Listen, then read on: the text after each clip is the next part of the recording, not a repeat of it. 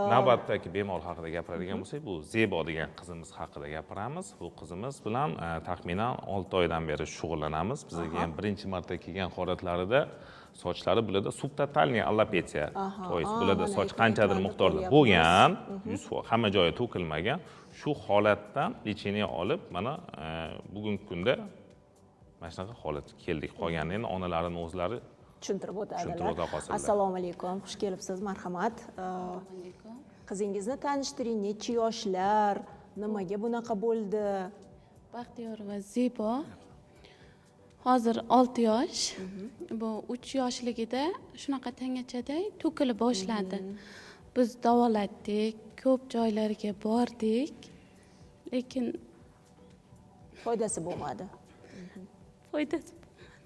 Demak, har xil shifokorlarga borib, keyin bu klinikaga kelgansiz. Shu anaqa natural anaqani eshitib, klinikani eshitib bu yerga keldik. Kelganimizga 6 oy bo'ldi.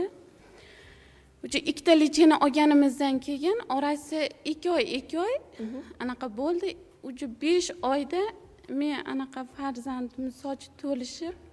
Lekin hozir mana ko'ryapman va rasmda umuman boshqa qizaloq. Shu. Hozir ko'z tegmasin, qarang, qo'ng'iroqdek jinkali sochlari chiqdi. Demak, maktabga chiqishga ham tayyor. Albatta. Hammasi joyida, sog' salomat. Shuning uchun demak shifokorlarga nima deyishimiz mumkin? Rahmat. Shunchalik darajaga men kutmagandim bunaqa natijani. Chunki Oybekjonga kelgan vaqtim aytgandim. Bu 2 yilda chiqarib berasizmi sochni deganimda, nima deyapsiz siz degandilar.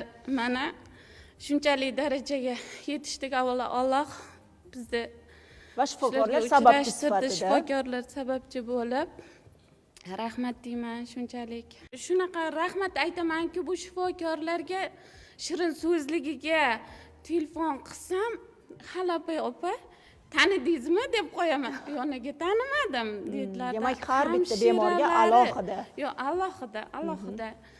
Bu hamshiralarni ham kelsak, uni muomalalarni Muborakka men alohida rahmat aytaman, o qizimizga ham.